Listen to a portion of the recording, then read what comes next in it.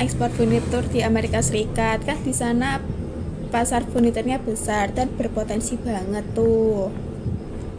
Pasar di sana memang besar, tapi ada banyak regulasi kalau mau ekspor produk ke sana.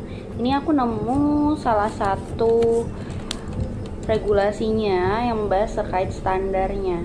Standar? Apa sih standarnya? Nah, di sini kita akan bahas ANSI, yaitu salah satu regulasi standar yang berlaku di pasar Amerika Serikat. Jadi gini, ANSI itu singkatan dari American National Standard Institute. Sederhananya, dia adalah organisasi di Amerika Serikat yang tugasnya mengelola dan mengordinasikan standar serta sistem penilaian kesesuaian produk yang masuk ke pasar Amerika Serikat. Tujuannya jelas, yaitu supaya produk yang dipakai bisa lebih efisien, dipercaya konsumen, dan bisa tembus ke pasar yang lebih luas. Tapi, ANSI ini bukan lembaga pengembang standar itu sendiri, tapi lebih ke koordinator aja. Loh, terus siapa pengembangnya? Kamu mau ekspor produk furniture, BIFMA yang jadi pengembangnya. BIFMA itu mengembangkan standar keselamatan dan kinerja yang seringkali membuat regulasi pemerintah tidak diperlukan dan justru meningkatkan kesejahteraan pelanggan, lingkungan, dan juga perekonomian. Terus apa hubungannya dengan ANSI?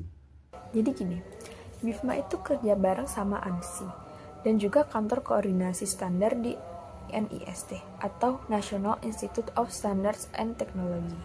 Fokusnya apa? Ya soal pentingnya patuh sama standar ANSI, terutama buat menjamin keselamatan dan kinerja produk yang dipakai di kantor-kantor federal Amerika.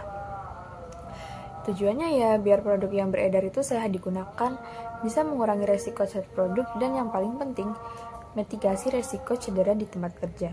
Jadi standar ini bukan sekedar formalitas, tapi benar-benar jadi fondasi keamanan dan kualitas di dunia kerja. Aku udah mulai paham, tapi bagaimana sih penerapannya?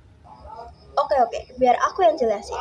Untuk ANSI dan BIFMA ada banyak macamnya. Aku akan ambil satu contoh biar kamu dan kalian tambah paham, yaitu ANSI atau BIFMA E3 yang membahas terkait Furniture Sustainability, yang artinya standar ini disusun untuk menilai keberlanjutan produk furnitur. Tujuannya jelas, yaitu untuk mengurangi dampak negatif furnitur terhadap lingkungan, mulai dari pemilihan material, efisiensi energi, kesehatan manusia dan ekosistem, sampai tanggung jawab sosial.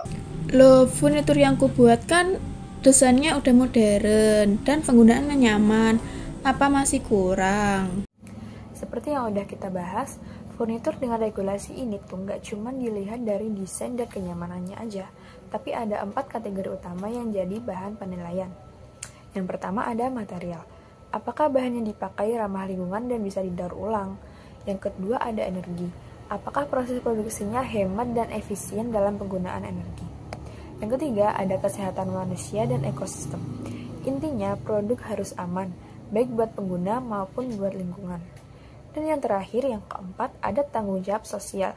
Maksudnya, produk ini dibuat dengan adil, menghargai hak pekerja, dan juga memberi manfaat buat komunitas sekitar.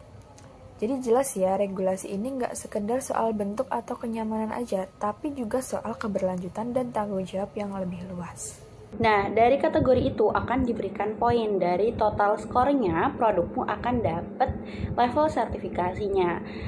Level sertifikasi itu ada 4 tingkatan. Kamu ekspor produk apa sih? Aku mau ekspor kursi kantor.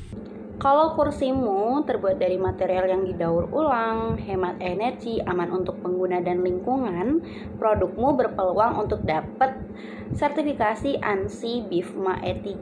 Oh, ternyata seperti itu ya yang perlu diperhatikan. Oke, akan kuperhatikan lagi. Kalian tahu info ini dari mana sih?